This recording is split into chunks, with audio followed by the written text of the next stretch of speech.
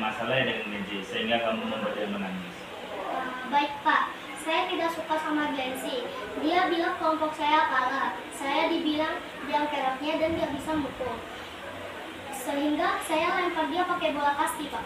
Oh, jadi gitu ceritanya. Bapak pun mungkin juga akan marah kalau dia melakukan hal seperti itu. Lalu kamu lakukan apa pada saat itu, nak? Saya kejar dia dan langsung lempar bola kastinya kena badannya. Oh, jadi gitu. Ada alasannya kamu berbuat seperti itu? Ada Pak. Dia bilang kalau saya biang keroknya, kelompok kami kalah, dan dia udah pukulan saya itu tidak musuh Pak. Memang wajar di saat itu kita membela diri dan pada saat tertekan, untung saja kamu tidak melakukan yang lebih parah dan membuatnya cedera. Iya Pak, untung saja nggak kena matanya, melainkan kena bagian punggungnya. Untung saja kamu bisa mengontrol diri, tapi kamu tidak akan melakukan lebih parah lagi kan, nak? Tidak Pak, saya kuat. Nah, sekarang coba kita lihat, apakah tindakan kamu melempar teman sesuai dengan keyakinan atau prinsip kamu? Tidak Pak, tidak enak marah-marah dan berbuat kasar kepada orang lain. Nah, sekarang keyakinan kelas atau prinsip mana yang kamu lakukan sesuai tindakan tadi? Ya Pak, saya merasa malu dan sedih karena berbuat kasar. Saya emosi. Kamu yakini tidak kalau tidak menghargai dan menyayangi teman penting bagi kamu? Penting Pak. Ya, setuju. Menghargai, menyayangi teman itu sangat penting. Apalagi kamu sudah akrab kali sama dia dan gara-gara kecil kamu berantem, enak ya. Kira-kira apa yang bisa kamu lakukan untuk memperbaiki masalah ini? Saya akan bersabar pada saat bermain dan tidak emosi. Nah, menurut kamu bagaimana perasaannya menjadi orang yang seperti itu? Bangga Pak, karena tidak emosi saat bermain. Baik, kalau begitu bagaimana cara kamu menyelesaikan masalah yang tadi yang sudah terjadi? Saya akan pergi meminta maaf kepada Genji dan tidak akan mengulanginya lagi. Nah, kalau begitu datangi dia, bujuk dia, tenangkan dia, bilang sama dia minta maaf, sayangi sesama temannya, nak ya. Ya Pak.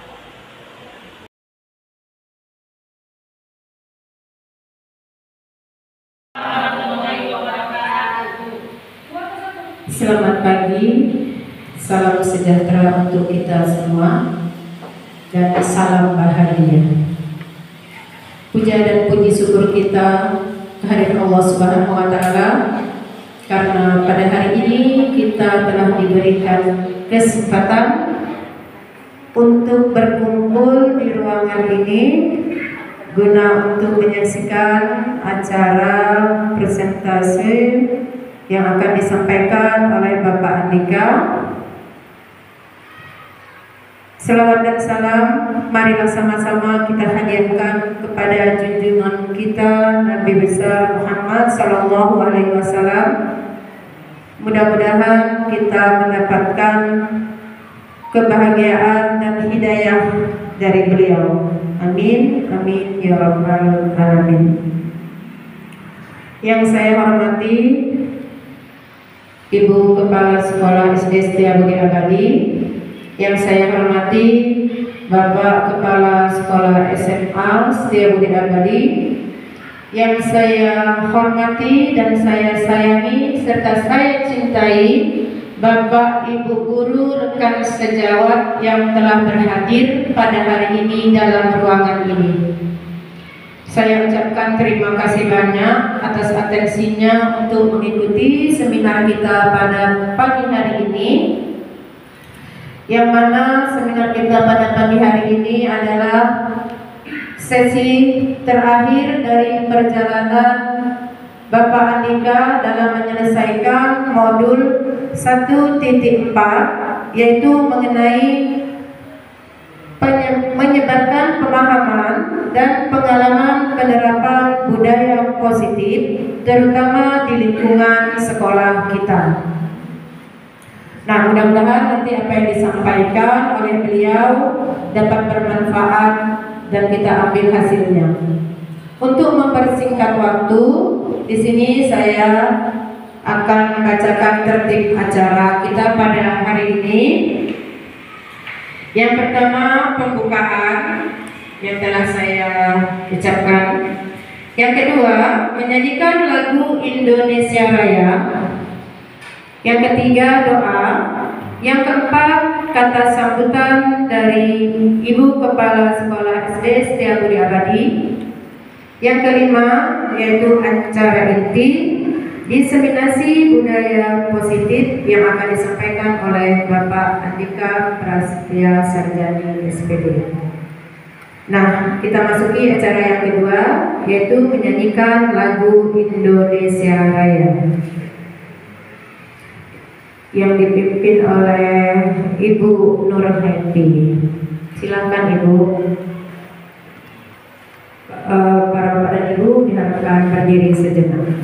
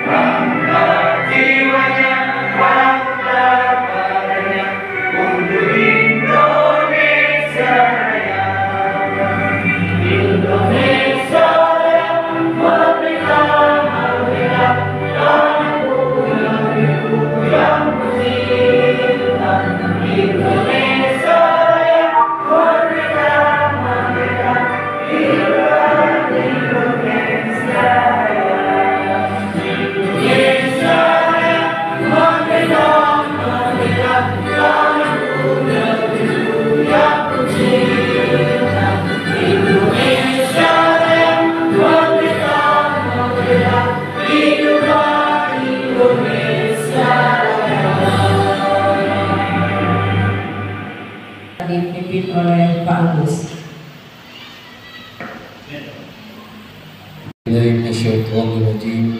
Bismillahirrahmanirrahim. Alhamdulillahi rabbil alamin wassalatu wassalamu ala asyrafil anbiya'i wal mursalin wa ala alihi wa sahbihi wa sallam ajma'in. Allahumma shalli ala sayyidina Muhammad wa ala ali sayyidina Muhammad.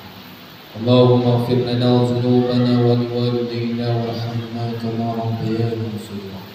Wal muslimina wal muslimat wal mu'minina wal mu'minat al-ahya'i minhum wal amwat bi rahmatika ya arhamar rahimin. Ya Allah, ya Tuhan kami, tiada kata dan rasa yang pantas kami haturkan kepadamu pada pagi hari ini selain bersyukur kami padamu atas segala nikmat dan hidayah yang Engkau telah anugerahkan kepada kami, sehingga kami bisa hadir bersama untuk mengikuti kegiatan pada pagi hari ini. Untuk itu ya Allah, jadikanlah acara kami hari ini ya Allah sebagai acara yang Engkau ridhoi, yang membawa berkah ya Allah, membawa rahmat, taufik dan serta hidayah-Mu buat kami semuanya. Ya Allah, ya Tuhan kami, dengan izin kami memohon kepada-Mu, jadikanlah kegiatan ini sebagai penyegar, membangkit dan mengunggah semangat kami dalam meningkatkan kualitas tugas kewajiban kami, sehingga kami bisa bekerja secara profesional dan proporsional dengan baik dan tepat sebagai bukti syukur kami dan penghambaan kami padamu. Dan hanya Engkaulah yang mengabulkan doa kami. Rabbana taqabbal minna innaka antas samiul alim wa tub 'alaina innaka antat tawwabur rahim. Rabbana la tuzigh qulubana ba'da idh hadaytana wa hab lana min ladunka rahmatan innaka antal wahhab. Rabbana atina fid dunya hasanah wa fil akhirati hasanah wa qina 'adzaban nar. Wassalamu alaikum walhamdulillahi rabbil alamin. Sekolah SD Setiabudi Abadi. Kepada Ibu kami persilakan waktu dan tempat kami sediakan.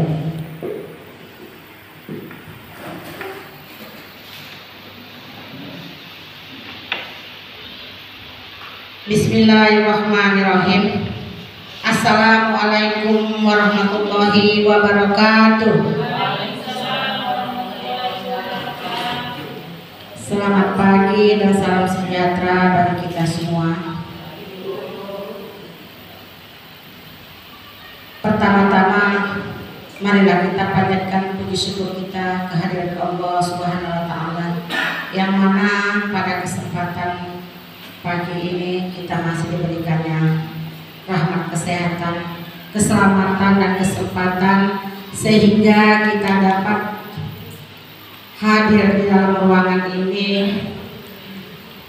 untuk mengikuti kegiatan seminar dimensisasi budaya positif di lingkungan sekolah. Tak lupa salam kita sampaikan kepada junjungan kita Nabi Muhammad SAW. Semoga kita mendapat syafaatnya di kemudian hari kelak. Amin amin ya rabbal alamin. Yang terhormat Bapak Kepala Sekolah SMA,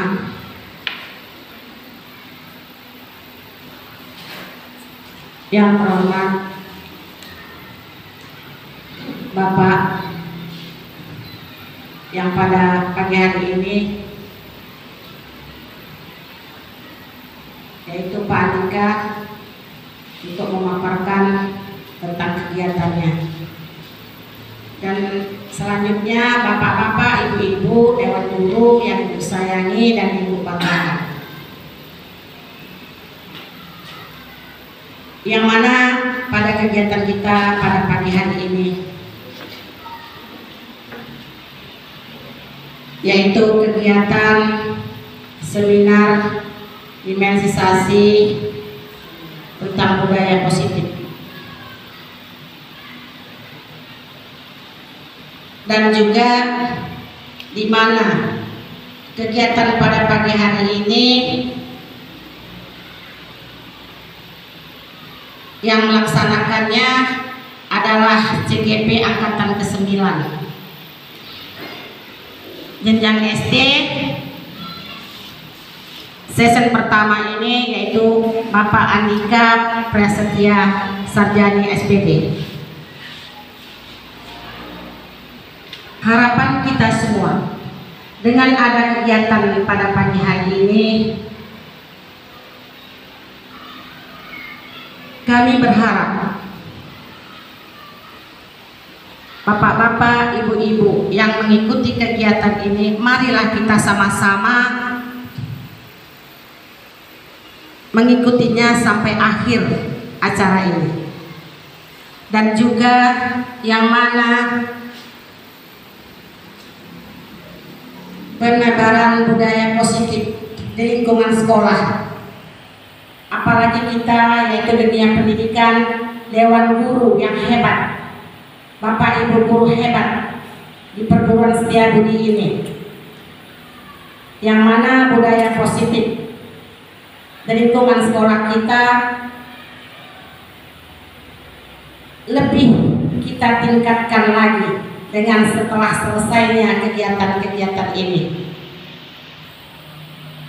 yang mana guru-guru hebat lebih lagi ditingkatkan kompetensi, profesionalisme guru di lingkungan sekolah kita ini. Dan juga yang mana bapak ibu guru yang belum mengikuti CGP, marilah daftarkan diri untuk mengikuti CGP gelombang berikutnya, supaya guru-guru kita yang di perguruan Setiabudi ini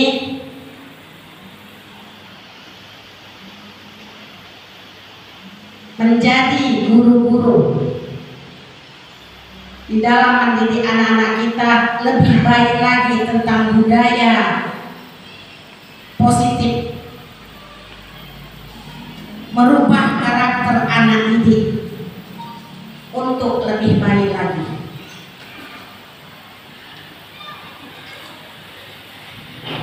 yang mana pada pagi saya tidak berpanjang lebar, yang mana pada pagi hari ini kegiatan kita akan kita laksanakan. Marilah saya buka pembukaan ini sama-sama dengan membacakan basmalah. Resmi.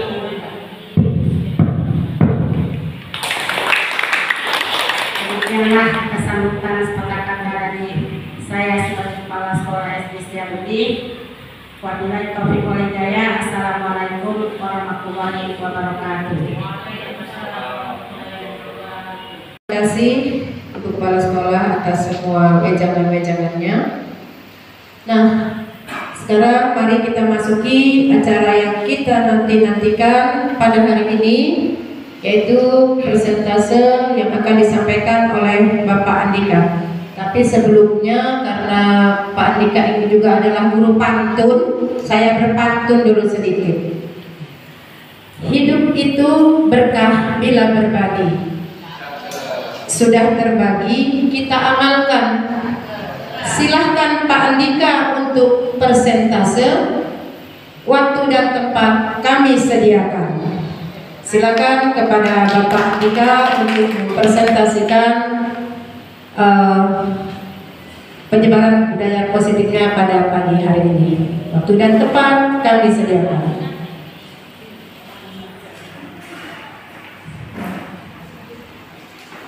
Terima kasih kepada Ibu Moderator. Assalamualaikum warahmatullahi wabarakatuh. Puji syukur kepada Allah Subhanahu wa taala, Tuhan yang Maha Esa, yang mana pada hari ini kita masih diberikan kesehatan, kesempatan sehingga dapat menghadiri acara diseminasi hari ini, terkhusus untuk tugas saya. Terima kasih juga kepada Bapak Kepala Sekolah, rekan-rekan sekalian, Bapak WS. Hari ini saya bertugas sebagai presenter yang mana akan memaparkan, menyebarkan pemahaman dan pengalaman penerapan budaya positif. Jadi di sini ada suatu kesepakatan. Jadi nanti sebelum kegiatan dimulai, pelaksanaan dimulai ini, kita sama-sama saling berinteraksi, ya, sesuai dengan kondisi kan, sesuai dengan kesepakatan kita. Baik, di sini saya jelaskan sedikit. Menyebarkan, makna analogi menyebarkan yaitu mengimplementasikan. Menyebarkan juga punya strategi dan tidak bisa sendiri. Itulah analogi menyebarkan. Nah, pemahaman ini yaitu sesuatu yang kita miliki, yang positif, yang baik, dan sudah dimengerti kita semua, baru kita transferkan. Inilah pemahaman yang kita miliki. Sekarang pengalaman. Nah, pada tentu kita guru seyogyanya mempunyai pengalaman mendidik. Selanjutnya penerapan budaya positif. Nah, inilah tugas kita yang harus ditingkatkan terkhusus di perguruan Setiabudi Abadi Purworejo ini. Nanti selanjutnya akan saya jelaskan. Tapi saya lihat bapak-bapak ini kurang semangat, ya. Coba kita ice breaking dulu dengan IQ kita, ya. Di sini ada gambar apa, Bapak Ibu? Gajah. Ya, di sini ada gambar gajah yang secara kita lihat spontan, yaitu gambar gajah. Namun makna di sini ada beberapa, ada banyak hewan, tidak lebih dari satu yang nampak. Tugas Bapak Ibu yaitu ada berapa banyak dan sebutkan binatang apa saja yang ada di gambar sini. Waktunya saya kasih 1 menit. 5, kita lihat, luar biasa. 7, Iya. 4. Aku 5. Pak Ajis? 5 Pak. Abu Dewi 5. Pak Darwin? 5. 5. Bu Neni? 7. Baik Bu, kita lihat gambar apa saja yang ada di ya. Ternyata ada banyak gambar hewan yang ada di tayangan ini. Yang pertama kita dari bawah dulu. Ini ada dolphin. Ya, ada burung kecil. Ikan kecil. Ada gajahnya sendiri. Kura-kura atau labi-labi. Di sini ada ular, keledai, anjing, kucing, tikus. Jadi 1, 2, 3, 4, 5, 6, 7, 8, 9, 10. Ya, beri tepuk tangan sekali lagi. Ya, supaya dapat menstimulus penerapan yang akan saya sampaikan. Terima kasih Bu. Selanjutnya,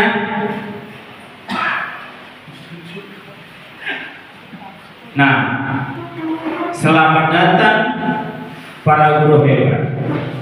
Ya, kita sama-sama guru hebat di sini semua. Mari belajar bersama. Analoginya kita sama-sama belajar, tidak ada yang menggurui. Berkolaborasi. Ini sudah tentu ya.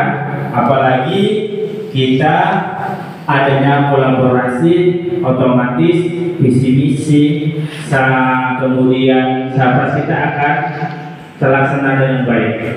Nah, selanjutnya saling mendukung. Kita sesama guru harus saling mendukung. Apalagi kita sudah jiwa kita yaitu jiwa guru. Kita sesama teman harus saling mendukung kekompeten kita dan kekompeten anak didik kita demi mewujudkan disiplin positif di sekolah kita. Nah, itu semua kolaborasi, saling mendukung dengan tujuan mewujudkan disiplin positif di sekolah Setiabudi Abadi. Selanjutnya, nah, di sini ada beberapa konsep modul kunci. Yang namanya kunci itu harus kita miliki. Rata-rata semua guru sudah harus memiliki budaya positif. Nah, kita lihat yang dari gambar ini. Di situ sudah ada perubahan paradigma belajar. Nah, kita awali dulu perubahan paradigma, ya, pemahaman mengenai belajar. Kemudian disiplin positif. Setelah memiliki paradigma pemikiran, kita tujuan kedua yaitu disiplin positif. Disiplin itu memang baik, tapi yang lebih baik dan memiliki karakter keunikan anak masing-masing itu yang gimana? Nanti saya jelaskan. Selanjutnya yaitu motivasi perilaku manusia. Ingat, Allah Tuhan yang Maha Esa menciptakan manusia itulah derajat yang paling tinggi. Jadi kita harus berbangga, Bapak Ibu. Kemudian kebutuhan dasar manusia. Di situ kita mempunyai kebutuhan apa saja yang dimiliki, yang fundamental yang harus kita miliki. Nah, selanjutnya posisi kontrol restitusi. Harus mempunyai posisi kontrol. Bagaimana manajemennya, bagaimana menstabilkannya, di situ nanti saya jelaskan. Nah, selanjutnya keyakinan kelas. Keyakinan kelas ini salah satunya itu disukai oleh peserta didik kita. Kemudian segitiga restitusi ya. Jadi ini salah satu pemahaman yang luar biasa. Nanti kita sama-sama kita dengarkan. Nah, pembelajaran dengan paradigma baru. Tadi yang pertama paradigma baru. Kita lihat, kita sama-sama sudah merasakan, terutama di sekolah kita, profil pelajar Pancasila ini harus sudah melekat dalam diri kita, dalam benak kita, dalam imajinasi kita. Sesuai dengan Undang-Undang Nomor 22 Tahun 2020, ini profil pelajar Pancasila wajib dilekatkan pada diri kita. Selanjutnya, menurut Stephen R. Covey 1991, Jika ingin membuat kemajuan perlahan, berarti secara kontinu, berkesinambungan, ubahlah sikap atau perilaku Anda. Nah, yang diubah adalah perilaku kita dulu, seorang gurunya dulu. Seperti filosofi dari Hindia, guru, digugu dan ditiru. Nah, situ. Tetapi jika ingin memperbaiki cara-cara utama, strategi, metode, maka kita perlu mengubah kerangka acuan kita. Kalau di dalam LPP yaitu indikator, kemudian kegiatan-kegiatannya. Ubahlah cara Anda berpikir tentang manusia. Nah, ini nanti lebih dalam ya. Kita berpikir secara manusia itu apa saja. Contoh, manusia diciptakan sama siapa? Manusia kesehariannya apa? Itu kalau secara pemikiran kita yang awal. Skema pemahaman dan penjelasan aspek-aspek tertentu tentang kenyataan. Ingat sekali lagi, kita harus berbicara yang autentik sesuai dengan kenyataan. Jadi dapat kita rangkum, dalam membangun budaya positif, sekolah dapat menyediakan lingkungan yang positif. Nah, bagaimana caranya mengubah paradigma guru kalau sekolah tidak menyediakan lingkungan yang belajar yang positif? Lingkungan belajar yang positif akan terjadilah selanjutnya aman. Ingat Bapak Ibu sekalian, aman ini bukan semata-mata itu tugas Bapak Satpam, bukan semata-mata tugas Ibu Kepala Sekolah, bukan semata-mata tugas yayasan. Itu adalah seluruh warga guru atau ekosistem pendidikan harus kita punya, dimiliki. Dan nyaman agar siswa mampu berpikir. Kalau anak udah nyaman, udah positif, akan mampu berpikir. Tentunya berpikir positif. Bertindak, kadangkala anak bertindak tidak sesuai dengan ucapan banyak. Jadi kita nanti kedepannya akan ada pembelajaran lebih lanjut. Kemudian menciptakan dengan merdeka. Merdekanya ini merdeka ke anak. Selanjutnya mandiri dalam bertanggung jawab. Ya, ini seyogianya profil pelajaran Pancasila sekali lagi harus kita miliki dan harus kita tak bosan-bosan menerapkannya. Nah, yang pertama tadi setelah paradigma yaitu disiplin positif. Disiplin sangat berkaitan dengan kontrol dulu. Sudah tentu guru yang disiplin akan bisa mengontrol, baik secara manajemen administrasi maupun secara pembelajaran ataupun secara kurikulernya, itu akan bisa dikontrol. Menurut Dr. William Glasser, kontrol teori terdapat beberapa miskonsepsi tentang kontrol. Nah, ilusi bahwa guru mengontrol siswa. Ada ilusi bahwa semua penguatan positif efektif bermanfaat. Dan terakhir, ilusi bahwa kritik dan membuat orang merasa bersalah dapat menguatkan karakter. Yang pertama, ilusi bahwa guru mengontrol siswa. Semua perilaku mempunyai tujuan. Perilaku mempunyai tujuan. Bahkan untuk perilaku yang tidak disukai, kita bertindak yang tidak suka atau anak bertindak tidak suka, itu punya tujuan. Selanjutnya, untuk itu pada dasarnya guru tidak dapat memaksa siswa untuk berbuat sesuatu. Ingat sekali lagi Bapak Ibu, kita guru sebagai matahari, murid sebagai planetnya. Dan kita ingat, keunikan siswa itu memiliki keunikan masing-masing. Jadi sini kita tidak bisa memaksakan kehendak kita. Jadi di budaya positif ini harus kita tingkatkan lagi. Jika siswa tersebut memilih untuk tidak melakukannya. Selanjutnya, ilusi bahwa semua penguatan positif efektif dan bermanfaat. Penguatan positif merupakan bentuk kontrol untuk mempengaruhi siswa agar mengulangi suatu perilaku tertentu. Ya, jadi di sini dia mengulangi kembali perbuatan yang baik. Selanjutnya, ilusi bahwa kritik dan membuat orang merasa bersalah dapat menguatkan karakter. Menggunakan kritik dan rasa bersalah untuk mengontrol, siswa menuju identitas yang gagal, karena secara tidak langsung mengajarkan mereka belajar untuk merasa buruk tentang diri sendiri. Aku nggak bisa matematika lah, tapi aku bisa nulis yang kaligrafi cantik. Jadi dia ada rasa seperti itu. Selanjutnya, motivasi perilaku manusia.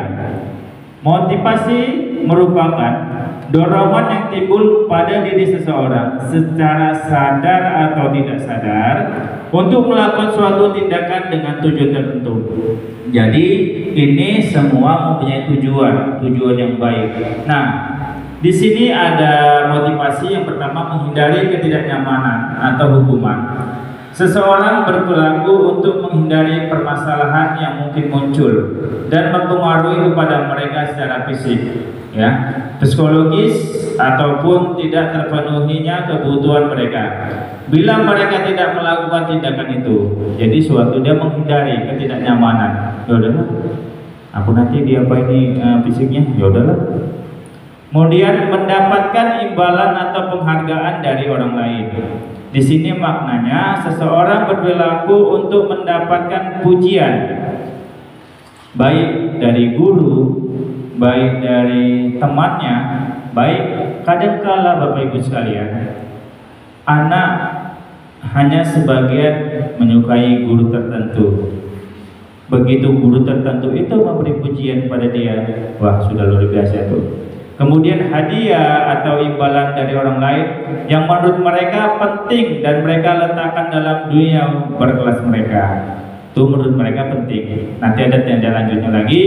Kemudian menjadi orang yang mereka inginkan dan menghargai diri sendiri dengan nilai-nilai yang mereka percaya. Orang melakukan sesuatu karena nilai-nilai yang mereka yakini dan hargai. Motivasi ini akan membuat orang mempunyai disiplin positif karena motivasinya bersifat internal. Selanjutnya, kebutuhan dasar manusia. Jadi di sini ada 5 kebutuhan dasar manusia, ya. Jadi setelah tadi pengobrol positif, sekarang kebutuhan dasar manusia. Yang pertama, bertahan hidup, adanya kasih sayang dan rasa terima, penguasaan, kebebasan, kesenangan. 5 indikator ini harus dimiliki dan harus kita miliki untuk kebutuhan kita. Selanjutnya, baik, kebutuhan bertahan hidup, kebutuhan dasar manusia, merupakan kebutuhan yang bersifat fisiologis untuk bertahan hidup. Misalnya kesehatan, kita harus benar-benar melesatkan, karena kita lihat banyak anak-anak, banyak kita guru makan yang secara instan. Kita lihat ini bertahan hidup itu karena adanya kesehatan, rumah, kebutuhan primer, kemudian makanan.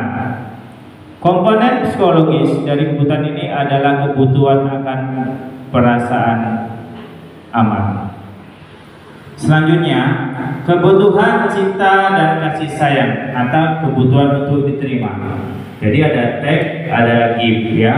Selanjutnya, kebutuhan ini termasuk kebutuhan psikologis yang meliputi kebutuhan akan hubungan dan koneksi sosial. Koneksi sosial, artinya koneksi sosial ini kita harus bersosial, bukan hanya satu orang. Kadangkala ada anak yang suka menyendiri. Nah, itu tinggal tugas kita. Kita observasi, kita pantau, kita sebagai teman, supaya kebutuhan koneksi sosial dia akan terpenuhi. Selanjutnya, kebutuhan untuk memberi dan menerima kasih sayang. Bapak Ibu sekalian, ada kalanya kita mindset kita, dia memberi tak pernah menerima. Nah, itu mindset yang salah. Di sini kebutuhan untuk memberi dan terima kasih sayang itu harus kita mulai sekarang, harus kita banyakkan. Memberi kasih sayang itu bukan berupa hadiah, berupa perhatian pun bisa, kemudian pantauan pun bisa, kemudian penyampaian kasih sayang itu bisa secara direct ataupun non direct. Selanjutnya, kebutuhan untuk merasa menjadi bagian suatu kelompok. Kadangkala ada siswa kita atau siswa lain tidak mau berkelompok sama dia, nggak mau kelompok. Nah, apalagi nanti kita tanggal 28 akan studi tour, salah satunya yaitu sudah di manajemenkan oleh yayasan bahwasanya harus ada satu kelompok. Jangan ada aku maunya sama itu, aku nggak mau sama itu nanti diam saja, aku nggak sama itu nanti nggak kebagian makanan. Contoh kecilnya ya Bapak Ibu. Kemudian kebutuhan untuk tetap terhubung dengan orang lain. Nah, kadangkala kita sendiri udah sibuk. Contoh, Bapak Darwin sibuk dengan kalau datang tanggal 28 itu biasa sibuk. Bagian koperasi sibuk. Karena sibuknya itu tadi nggak ada hubungan dengan orang lain. Aku mau jumpai Pak Darwin, mau cerita di kantor tidak bisa. Nah, itu seharusnya Bapak harus tetap terhubung dengan orang lain. Walaupun dalam kondisi apapun itu kita harus kita miliki. Nah, selanjutnya kebutuhan penguasaan, yaitu kebutuhan pengakuan atas kemampuan.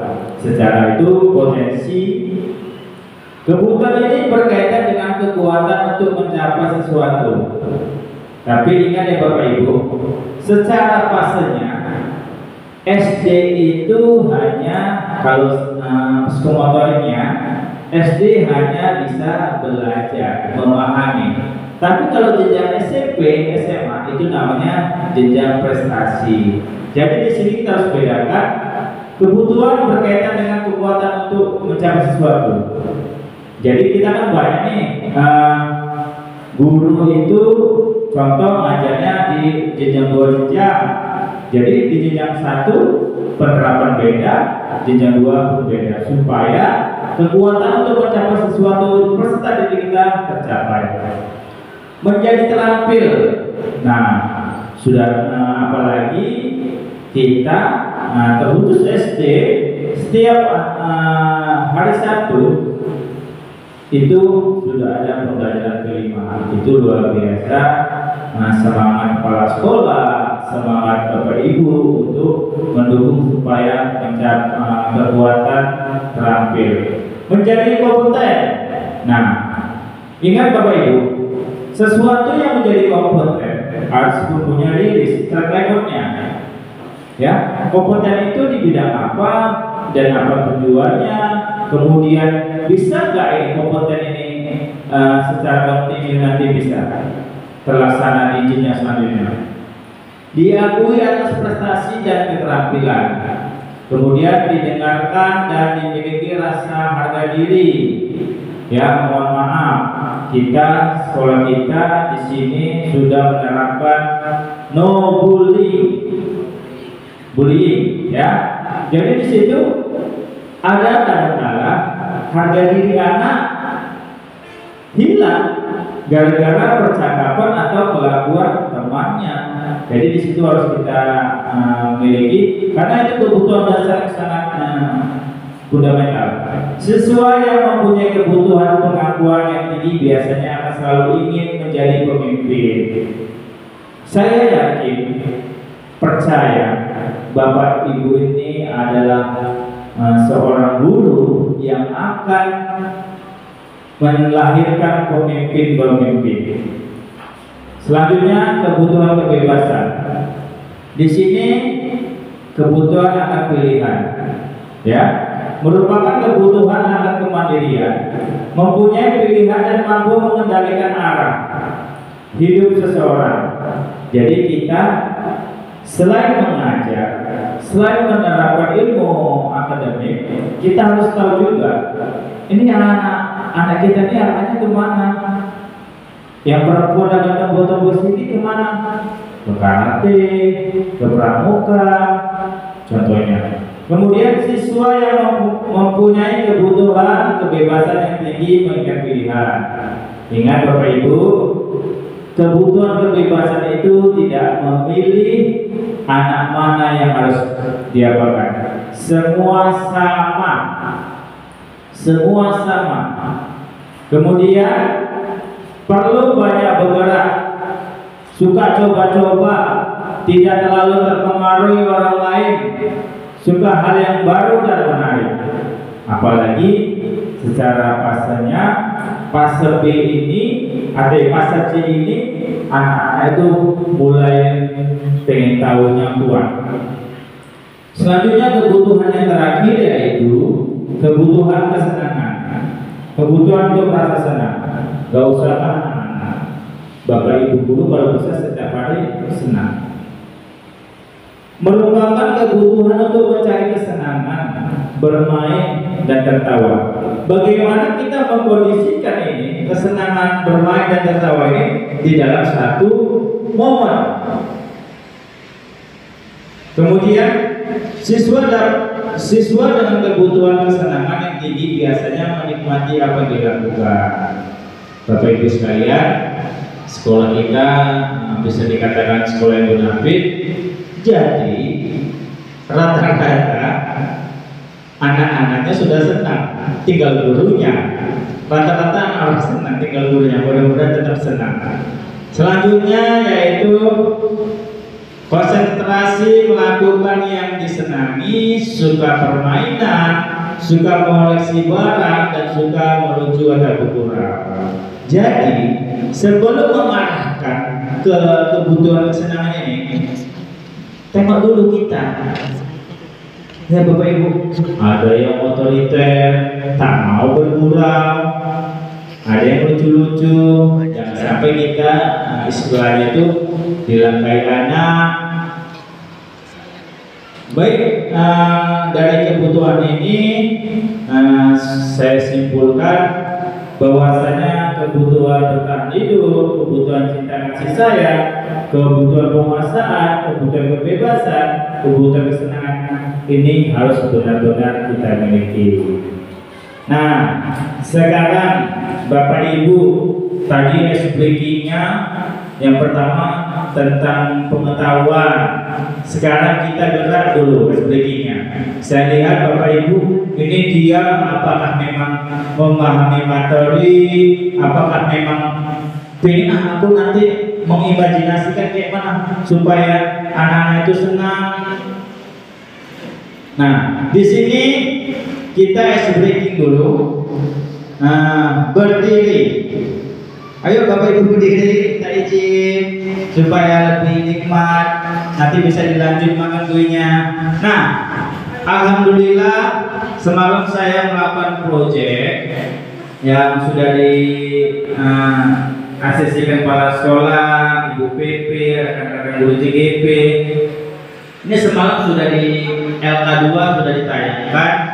Sampai mereka bilang itu siapa, tapi ini bukan untuk secara pribadi, itu semata-mata untuk sekolah kita. Jadi saya membuat video, liriknya itu yaitu tentang filosofi KHD. Nah, di situ implementasinya sebagai breaking. Kita sambil nari supaya guru merasa senang. Itu salah satunya menari. Nah, ini dukun ya. Kita lihat ya. Semua ikut gerak, sama nyanyi ikut nyanyi.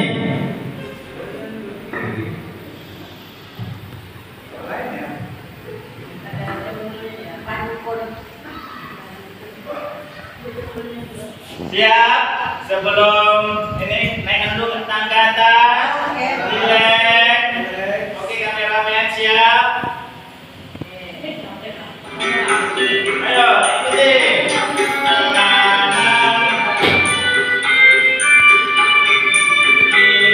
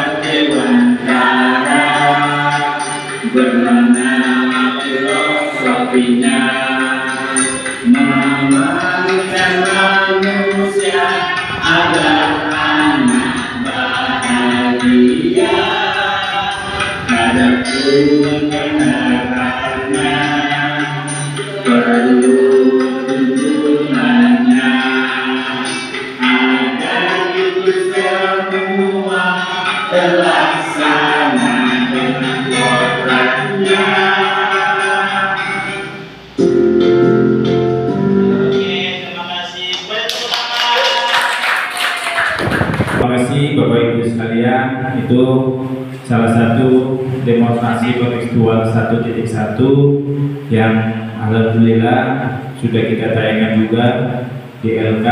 Mudah-mudahan nama kita tetap disanjung sama BPKB. Nah, selanjutnya kita kembali ke materi, yaitu posisi kontrol. Ya, posisi kontrol ini yang pertama harus pendekatan restitusi, sebuah cara menanamkan disiplin positif pada murid. Restitusi adalah proses menciptakan kondisi bagi murid untuk memperbaiki kesalahan mereka, sehingga mereka bisa kembali pada kelompok dengan karakter yang lebih awet. Maknanya yang lebih awet ini, karakter itu tetap ada pada diri dia. Kadang karakter ini bisa dirubah tapi tidak bisa signifikan. Nah, adapun ciri-ciri restitusi, yang pertama, bukan menebus kesalahan, namun belajar dari kesalahan.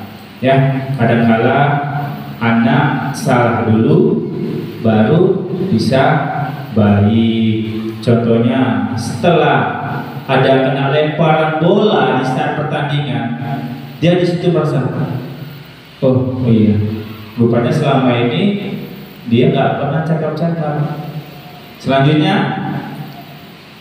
restitusi ciri-ciri yang kedua itu memperbaiki hubungan. Nah, di sini lebih dalam lagi memperbaiki hubungan baik secara personal atau kelompok, yaitu kita harus punya stigmanya yang masing-masing. Kemudian tawaran bukan paksaan. Jadi kita, kamu gini loh lah, sebenarnya kesalahanmu ini tadi memang kamu buat. Enggak bu, tapi dia udah buat.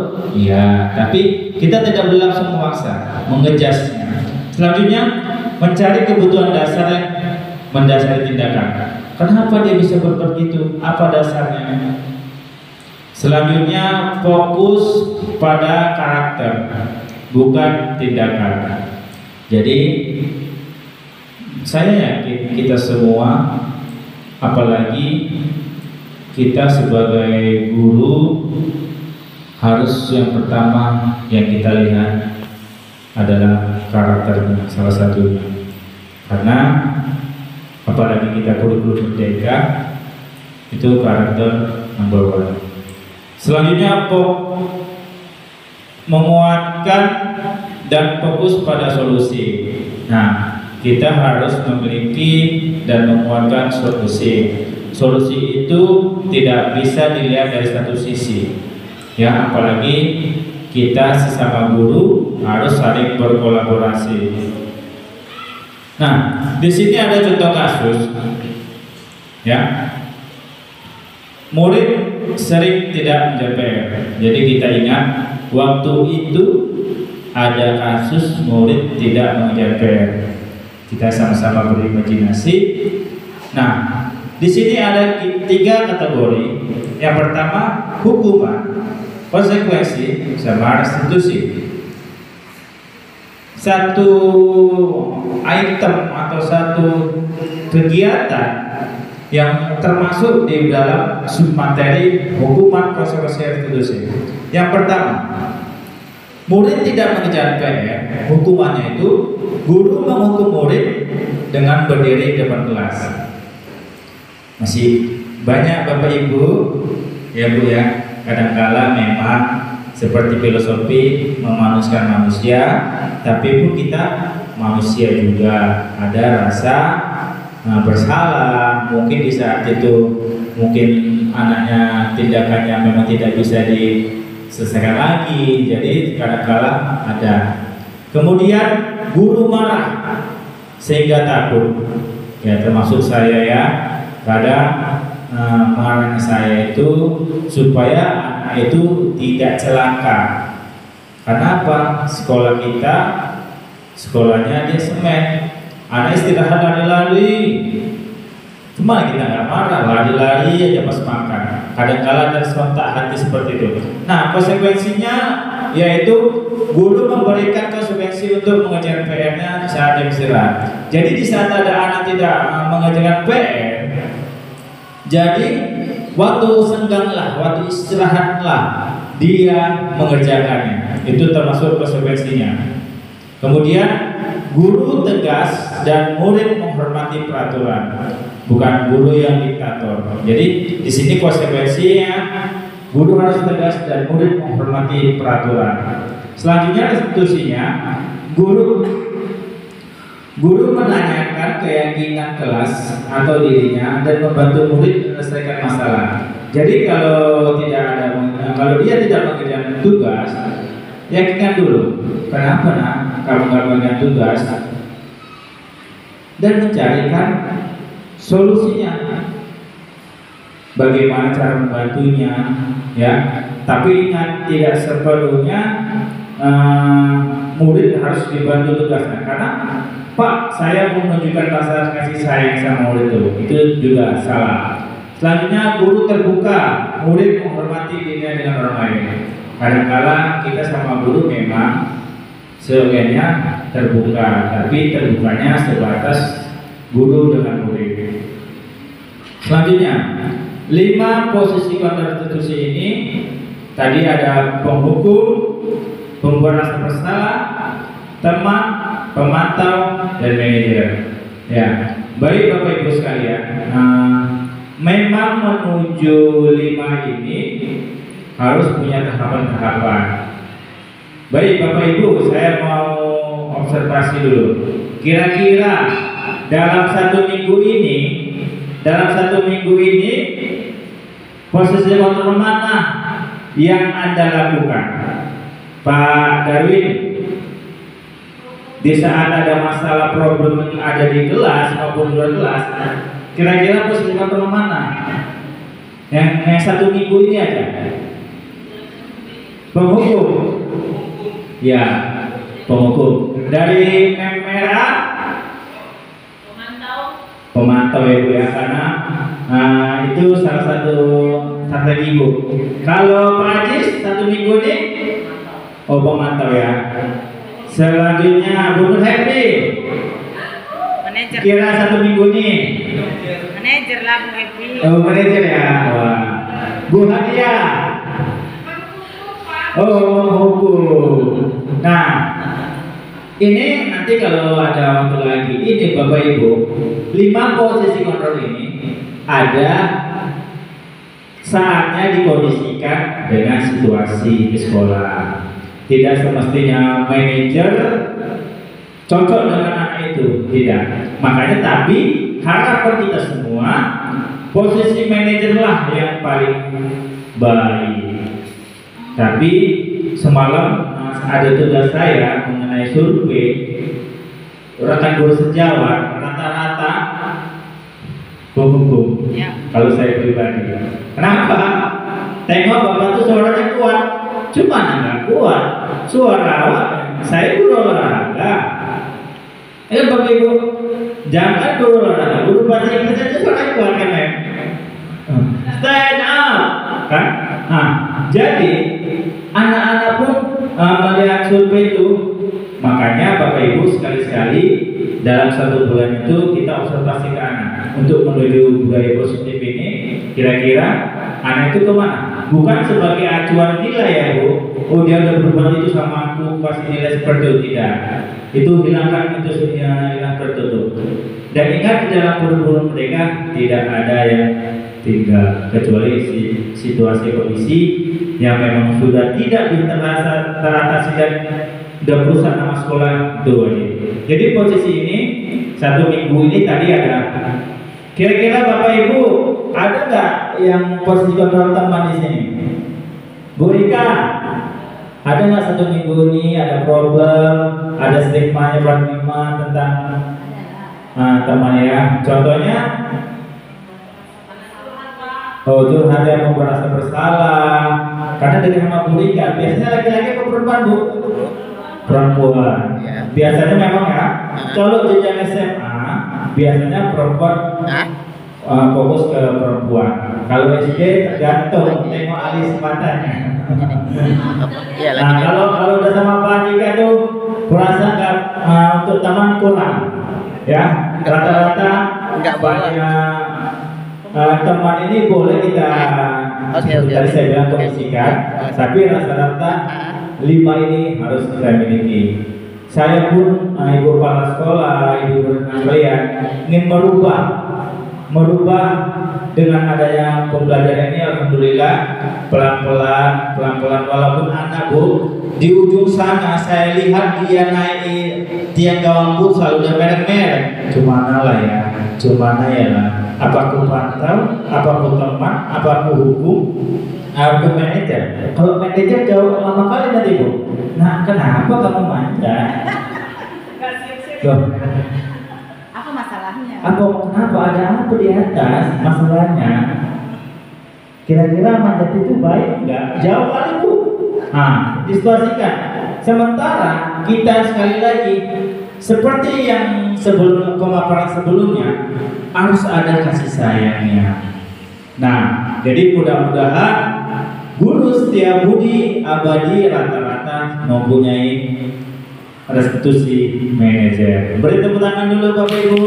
Ini diharapkan ya supaya anak pun nyaman. Ingat Bu, kalau kita posisi kontrol ini kita terapkan, bahagianya itu di saat bulan 7. Kenapa? Karena disitulah gaung-gaungnya murid itu banyak atau tidak. Ini posisi ini memang gak kita tulis dan kita bikin spanduk, tapi nyampe koneksinya banyak, terutama orang tua, apalagi media sosial. Bapak Ibu kepala sekolah sudah menyampaikan, mengharuskan kegiatan-kegiatan itu harus di media sosial, budaya positif. Baik, selanjutnya, nah di sini penerapan posisi kontrol itu tadi tidak mengerjakan PR. Ini murid tidak memakai atribut lengkap satu pacaran. Kalau kita sebagai teman, gini ngomongnya Bu, ayolah yang tertib, buat guru bangga. Kalian ini tidak apa-apa kalau kamu salah. Tuh kalau teman bisa. Kemudian kalau pemantau, kamu sudah melanggar apa peraturan dan konsekuensinya? Nah, itu kalau kita sebagai pemantau. Kalau sebagai penghukum, patuhi aturan sekolah, lalu berdiri di barisan, itu penghukumnya. Kalau pembuat bersalah, berapa kali lah ibu guru ini memberitahu kamu, bu guru kecewa sama kamu, itu pembuat rasa dia bersalah. Kalau manajer, nah, apakah kamu tahu kesalahanmu? Tahu Bu. Kira-kira bagaimana kamu berkesannya nih? Jahit Bu, jahit gak satu hari. Kalau jahitnya malaman ada teman jahit malam, kan gitu. Makanya tadi penerapannya ini harus sesuai dengan kondisi. Selanjutnya, keyakinan kelas. Langkah-langkah pembentukan keyakinan kelas. Bapak Ibu sekalian, apalagi kita di ajaran baru, terutama guru kelas yang sudah diembannya dan sudah mendapatkan tugas sebagai guru kelas, inilah yang harus dilaksanakan. Langkah pertama, memberikan kesempatan kepada siswa, semua siswa, untuk berpendapat tentang peraturan yang perlu dibuat. Jadi kita bertanya dulu, jangan dari sudut sana, BRA, dari Bu Happy, dari Bu Hadiah, itu di custom, ditulis dulu, tulis bagian itu. Kemudian mencatat semua masukan siswa di papan tulis atau kertas besar sehingga semua siswa melihatnya. Nah, pemikiran anak tidak sama, keinginan anak tidak sama. Kita sebagai guru harus menyiapkan semuanya, harus menerima dulu semuanya. Selanjutnya, menyusun keyakinan kelas sesuai prosedur pembentukan keyakinan kelas. Ubahlah kalimat negatif menjadi kalimat positif. Contoh, jangan berlari di kelas menjadi berjalanlah di kelas. Contoh, kesepakatan tadi. Jangan keluar waktu belajar. Seharusnya permisi di waktu belajar. permisi ke kamar mandi. Jadi konotasi negatif itu harus kita rubah di kembali. Meninjau kembali daftar pendapat yang dicatat. Kita tinjau, memang betul nggak kebutuhan kelas itu. Kemudian mengajak siswa untuk mencari nilai kebajikan atau keyakinan yang menjadi inti peraturan tersebut. Di dalam yang dia tulis itu, udah kita kerjasamanya, ada nggak contoh kebajikannya? Contoh, berjalan di kelas, mendengarkan guru, datang tepat waktu bisa disarankan menjadi satu keyakinan, yaitu saling menghormati. Keyakinan ini kemudian dijadikan daftar untuk disepakati. Jadi ada beberapa contoh, ada 15 anak, satu anak mempunyai 5 keyakinan. Di situlah kita rangkum menjadi satu.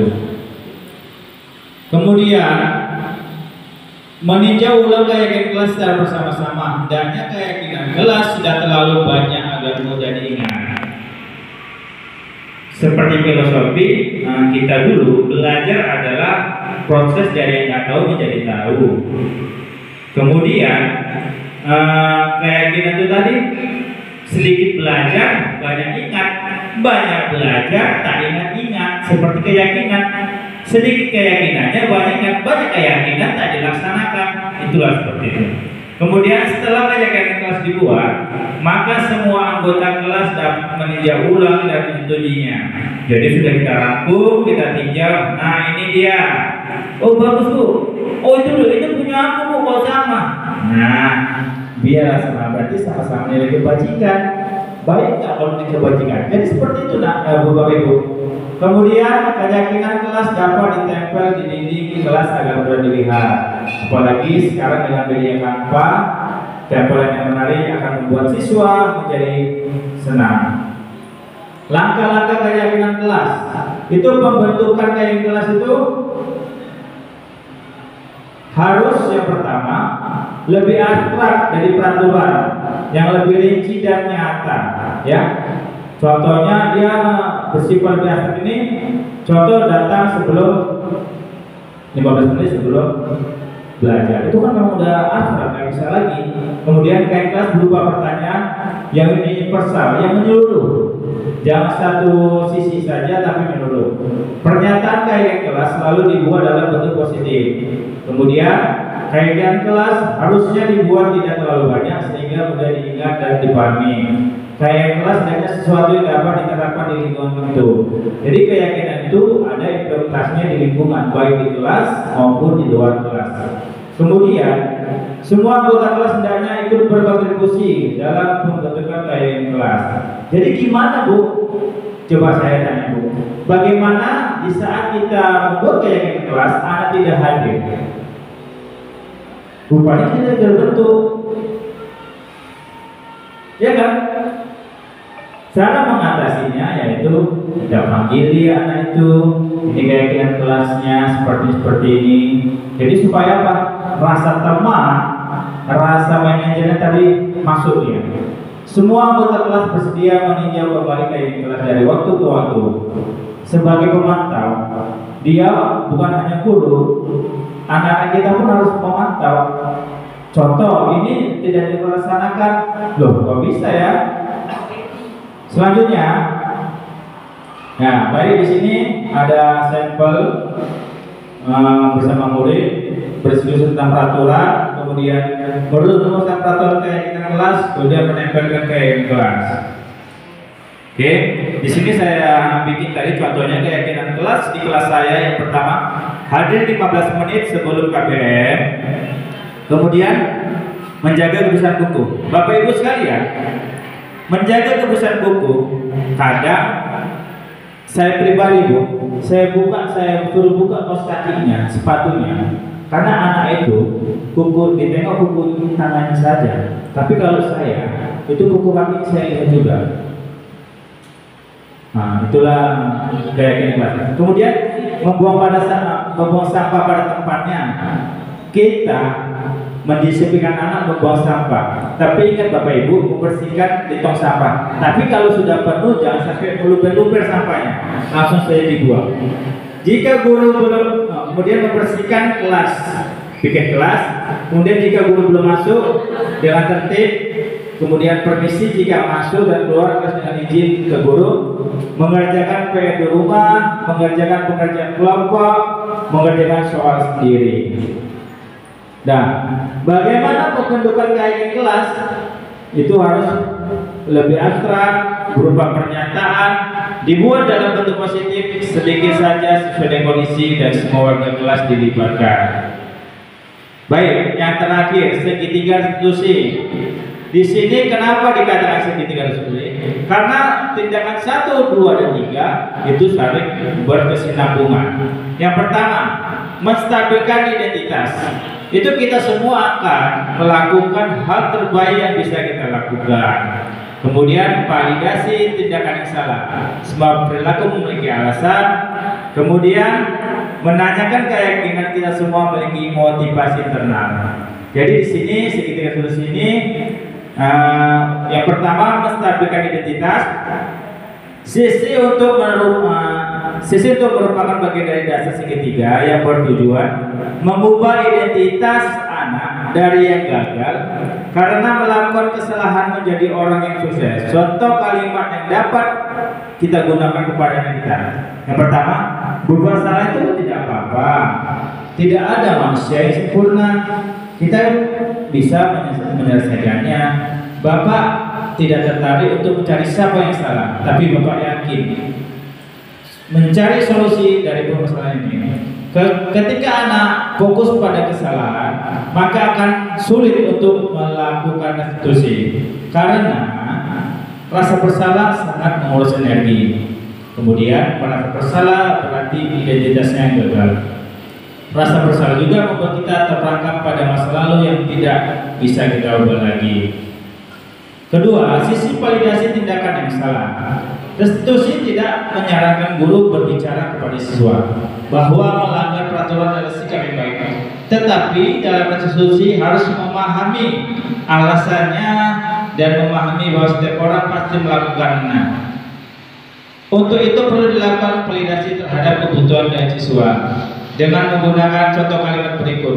Padahal kamu bisa melakukan lebih buruk daripada ini. Kamu pasti punya alasan mengapa kamu melakukan ini.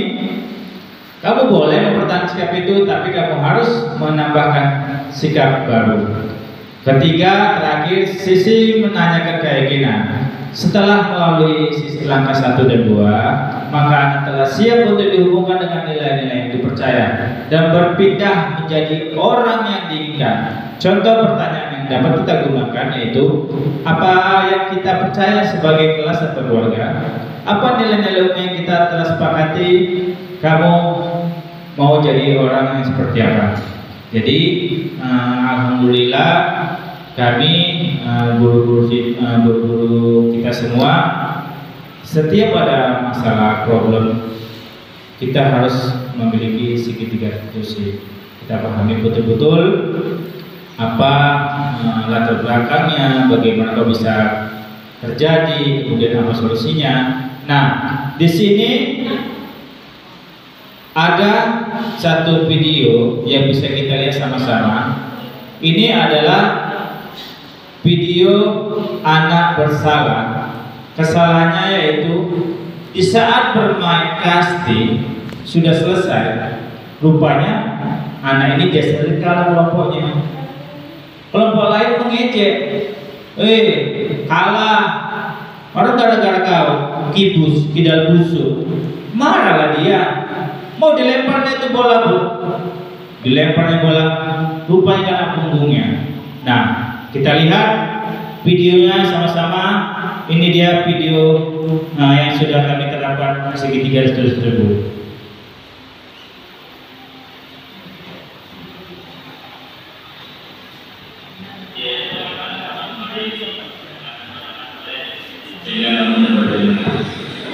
Baik Pak, saya tidak suka sama Jensi.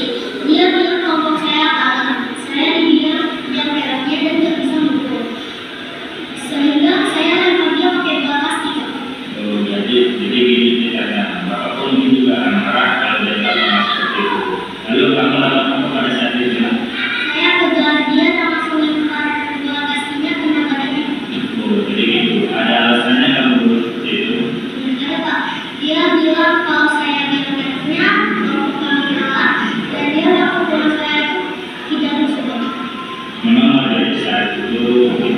bela diri dan pada saat mengatakan untung saja kamu tidak melakukan yang lebih parah dan buat yang sudah kapal. Ya Pak, untung saja aku menamakan mereka dengan bagian tubuh ini.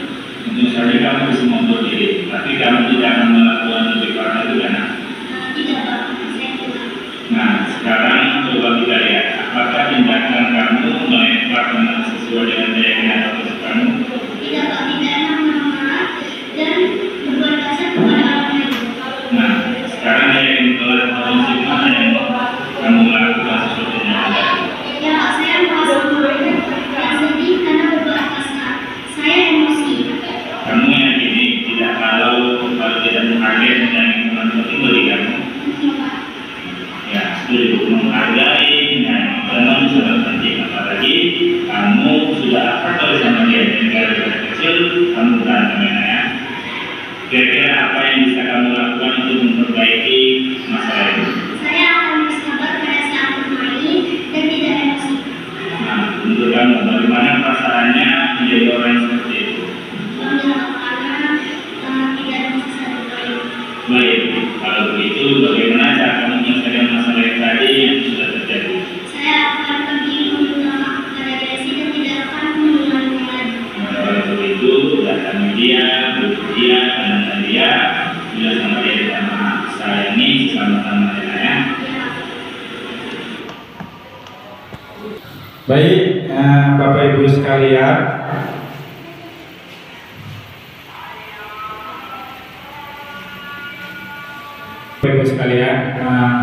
itu adalah presentasi saya. Sudah pemaparan baik dari paradigma konsep budaya positif itu harus kita miliki. Nah, sampai hari ini, sampai detik ini, mari kita pegang tangan kita ke sebelah kiri dada kita. Mari kita sama-sama di saat ada problem, ada masalah sama anak kita, mari tindakan institusi segitiga ini sangat baik untuk anak kita. Baik Bapak Ibu sekalian, beri tepuk tangan sekali lagi. Terima kasih Bapak Ibu sekalian. Mudah-mudahan apa yang saya sampaikan bermanfaat bagi saya secara pribadi, secara umumnya bermanfaat bagi Ibu semua. Mohon maaf presentasi saya kurang baik, mana dia penyediaan tempat dan pelaksanaannya, mohon maaf. Terima kasih atas ini semua. Saya sudahi dengan wabillahi taufiq wal hidayah. Assalamualaikum warahmatullahi wabarakatuh.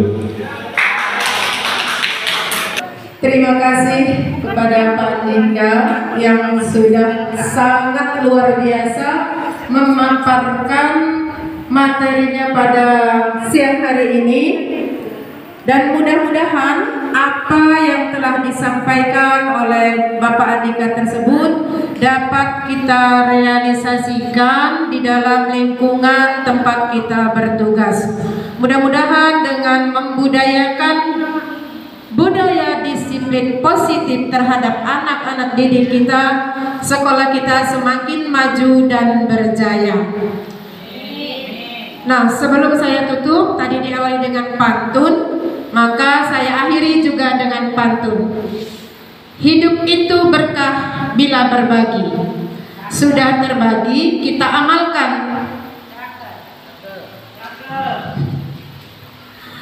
Mohon maaf. Guru cerdas, guru yang pemberani, ajarkan ilmu dengan hati bersih. Demikian presentasi dari kami. Saya ucapkan terima kasih. Ila liqa, wassalamualaikum warahmatullahi wabarakatuh.